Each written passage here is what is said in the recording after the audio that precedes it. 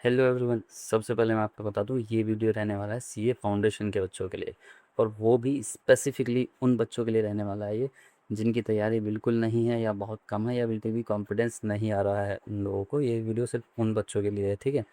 और जो मतलब सोच रहे हैं कि यार पेपर ना ही दूँ, ठीक है, या इस तरह की चीज़ें चल रही हैं दिमाग में, फ़ेल हो जाऊँगा और पास हो जाऊँगा, नहीं होऊँगा, इस तरह की चीज़ें अगर आपके दिमाग में चल रही हैं तो ये वीडियो आपके लिए है, ठीक है। तो सीधा वीडियो को स्टार्ट करते हैं।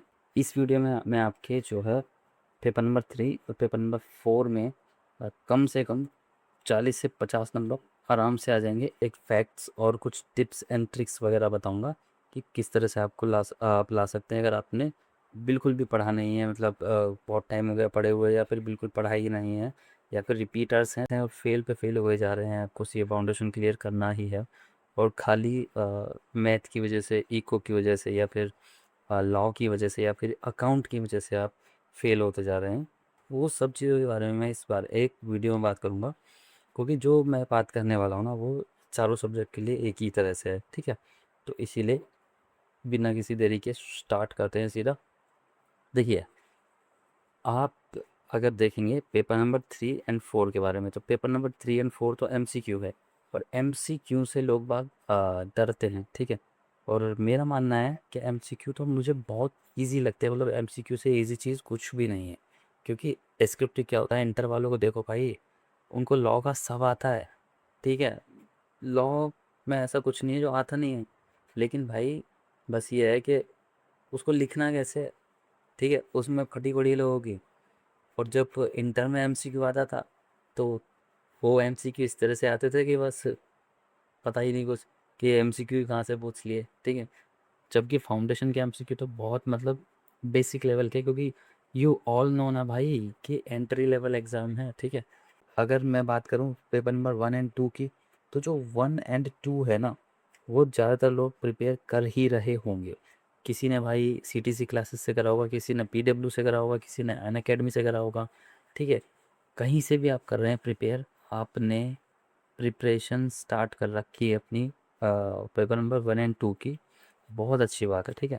अगर नहीं कर रखी है और आपके मतलब जैसे आप पिछली बार फेल हुए थे और उसी लूप में अभी तक फंसे हुए हैं, उसी मतलब माइंडसेट में अभी तक हैं कि यार मैं फेल कैसे हो गया, फेल कैसे हो गया, इसी चीज़ में अगर आप अभी तक हैं, तो ये सही टाइम है भाई। 20 दिन बच रहे हैं, उठ जाओ, ठीक है। एक एक पेपर की बात करेंगे, स्ट्रेटजी शेड्यूल वगैरह सब बताऊंगा मैं, बने रहिए एंड तक बस, ठीक है। पेपर नंबर 1 की बात करें, पेपर नंबर 1 अकाउंटिंग का होता है। इसमें क्या है, आपको मतलब क्वेश्चंस वगैरह है ना, ये प्रैक्टिकल क्वेश्चन, प्रैक्टिकल पेपर है। तो भाई थ्योरी कब तक पढ़ोगे इसकी, मतलब इसको देख देख के कब तक करोगे। पेन पेपर उठाओ, करना शुरू कर दो, और खुद से, किसी टीचर के वीडियो के भरोसे पे मत बैठो। अब ये वो टाइम नहीं है कि आप लेक्चर देखते रहो अकाउंटिंग का, क्योंकि देखो रिवीजन बहुत अच्छे से हो जाता है। आपके नोट्स वगैरह होंगे ना, या आपकी बुक से बेस्ट रिवीजन होता है अकाउंट्स का, तो ठीक है। क्योंकि जनरल एंट्री वगैरह होती हैं, और जो अकाउंट की प्रैक्टिस मतलब 11 12 से बंदा करता है ना, तो दिमाग में अकाउंट ही घुसी रहती है। तो वो रहती है, मतलब सबकॉन्शियस माइंड में कहीं ना कहीं अकाउंट ही चलती रहती है हर टाइम, ठीक है ना। तो इसीलिए अकाउंट की जो रिवीजन में ज़्यादा टाइम ख़राब मत करो, थ्योरी में ज़्यादा टाइम ख़राब मत करो, उसको प्रैक्टिकल में टाइम दो। मतलब प्रैक्टिकल से मतलब ये है कि भाई क्वेश्चन लिख के करो। अब नहीं करोगे तो कब करोगे। जो छटे हुए कुछ क्वेश्चंस होते हैं, एक एक दो दो चार चार क्वेश्चंस आप लिख के करो, और बाकी आप वही अपना ऐसे वाला मेथड जो होता है ना आपका है ऐसे वाला, उससे आप कर सकते हो। लेकिन द फर्स्ट थिंग इज़ कि आपको मॉड्यूल के क्वेश्चन सारे चार्ट जाने हैं, बिल्कुल मतलब अच्छे से चार्ट जाना है। और द सेकंड थिंग इज़ कि आपको M T P, R T P, इनको ज़रूर से देख के जाना है। और द थर्ड थिंग जो बहुत ही इम्पोर्टेंट थिंग है, क्या है इम्पोर्टेंट बात है, बहुत ज़रूरी बात है, आपको ना पेपर में बैठने से पहले, पेपर में बैठने से पहले एक बार पेपर में बैठना पड़ेगा। समझ पा रहे हैं ना मतलब, आपको एक बार पहले से ही एग्ज़ाम घर पे देना है या अपनी लाइब्रेरी में देना है, ठीक है। मतलब आप क्वेश्चंस की सारी प्रैक्टिस कर लेते हैं, हर चीज़ की प्रैक्टिस कर लेते हैं भाई, एग्ज़ाम की भी तो प्रैक्टिस करो। एग्ज़ाम के टाइम पे आपका दिमाग नहीं चलता, आप क्वेश्चन कर रहे हैं, अरे यार इसका आंसर इलस्ट्रेशन, तो मतलब दिमाग में वो रहता है ना कि इलस्ट्रेशन कर रहे हैं, तो इसका आंसर देख लेता हूँ कहाँ है। पेपर के टाइम में अपने कहाँ देखोगे, तो दिमाग हो चलता है। हमारा भी चलता था भाई ऐसे ही, ठीक है। तो पहले ना आप ये प्रैक्टिस करो, पेपर दो अपने। अब मैं सेकंड पेपर की बात करता हूँ। सेकंड पेपर का क्या है, वो भी आपने रिवीजन कर रखा होगा कहीं ना कहीं से। मतलब आपने एक बार पढ़ा है, मैं ये मान के चल रहा हूँ आपने पढ़ा है, एक बार सिलेबस किया है अपना। अब वो याद नहीं है, किसी भी तरह से अधूरा रह गया, छोड़ो उस चीज़ को। नहीं, आपने बुक टच करी है, बुक खोली है, नोट्स बनाए हैं, आधे अधूरे हैं, बेकार हैं, कुछ भी नहीं, कोई दिक्कत नहीं है, बनाए हैं ना। हाँ, उस तो मैं आपके बारे में बात कर रहा हूँ। तो देखो, अगर आपके नोट्स काम के हैं, आपने अच्छे नोट्स बना रखे हैं, तो आपको क्या करना है, नोट्स को ही रिवाइज करते रहो बार बार। लॉ में यही है, आप उसको नोट्स को रिवाइज करते रहो बार बार। और जो है, आपको क्वेश्चंस देखने हैं, ठीक है। लॉ के क्वेश्चन लिख के, भाई टाइम नहीं है, 20 दिन है भाई, टाइम नहीं है, लिख के छोड़ो। लॉ के क्वेश्चन आपको देखने हैं, किस तरह की वर्डिंग्स, किस तरह के कीवर्ड्स इस्तेमाल हो रहे हैं, यूज़ हो रहे हैं, वो देखना है आपको। और रिटेन करने की कोशिश करनी है, ज़्यादातर प्रोविज़न को रिटेन करो भाई, ठीक है, प्रोविज़न को रिटेन करो। और किस तरह से लिखना है क्या है, वो तो आप क्वेश्चन देख के समझ जाओगे। दिमाग चलता है यार, पेपर में खूब दिमाग चलता है। आप घर पे बैठ के पेपर दोगे ना, तो इस चीज़ की प्रैक्टिस होगी। पेपर नंबर 3 और 4 के बारे में मैं कलेक्टिवली बात करूँगा। 1 और 2 तो चलो ठीक है, पेपर नंबर 3 एंड 4 के बारे में कलेक्टिवली बात करूँगा, क्योंकि ये है MCQ। इसमें क्या है, अगर आपने बिल्कुल कहीं से कुछ भी नहीं पढ़ रखा है, तो आपको क्या करना है, प्रीवियस ईयर पेपर्स उठाओ, उनको सॉल्व करने बैठ जाओ, ठीक है। अगर आप कहेंगे कि यार मेरे को आता नहीं, अरे कोई बात नहीं भाई, मैथमेटिक्स में नहीं आता ना, इको तो आता है ना। आप अपनी फीलिंग से आंसर लगा दो शायद, ठीक है। और एक रजिस्टर बना लो सेपरेट, पेपर नंबर 3 के लिए अलग, 4 के लिए अलग। और आपको इस तरह से देखिए, आप देखेंगे ना, तो मई 25 से या उससे पहले से आपको शायद MCQ वगैरह के भी मिलने स्टार्ट हो गए थे रुकर, है ना। तो आपको मई 25 से अब तक के तो कम से कम करने ही हैं। और आपके पास जितने भी एग्ज़ाम अवेलेबल हैं, कोशिश करो कम से कम जो पेपर है, कम से कम पेपर तो आप कर लो। प्रीवियस ईयर पेपर्स और MTP और RTP मिला के मैं बता रहा हूँ टोटल। और सब्जेक्ट कम से कम 5 से 6 तो आप कर लो सॉल्व, बिना देखे, बिना सॉल्यूशन के, ठीक है। आप क्या करना है, OMR शीट जो आपको मिलती है उसका प्रिंट आउट निकलवा लो। और उसके लिए देखो, मैं डिस्क्रिप्शन में आपको लिंक दे दूँगा, वहाँ से आप डाउनलोड कर सकते हैं OMR शीट जो आपकी मतलब एग्ज़ाम में मिलती है, जो आपको नाम वगैरह लिखना है ना, वो शीट मैं डिस्क्रिप्शन में लगा दूँगा, उसको निकालो, डाउनलोड करके प्रिंट आउट निकालो उसका। या फिर आप सीधा ICAI की वेबसाइट पे जाके भी डाउनलोड कर सकते हैं, सिंपली मिल जाती है, ठीक है। देखो, उसको प्रिंट करवा के आपको घर पे बैठ के पेपर देनी, ठीक है। 2 घंटे का पेपर होता है, 1.5 घंटे में दो, 1 घंटे में ख़त्म हो जाएगा तुम्हारा यार। आता तो कुछ नहीं है ना आपका, टेंशन नहीं लेनी। हाँ, कुछ नहीं आता, नहीं आता, नहीं आता, पेपर देने बैठो। नहीं आता तो कोई बात नहीं, लेकिन करेंगे। आता नहीं है तो क्या हो गया।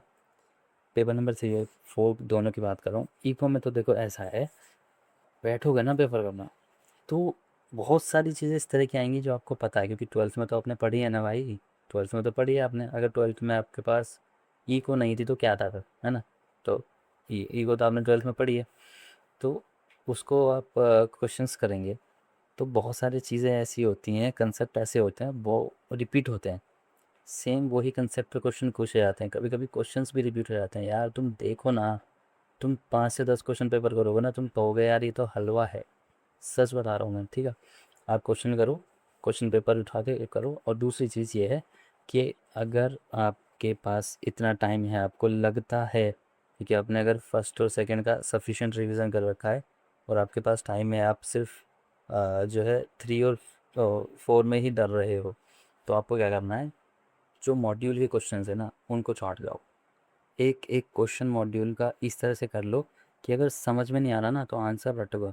कोई बात नहीं, रट लो भाई। मैं तो इको नहीं आती तो नहीं आती, अकाउंट और लॉ तो आती है, ठीक है।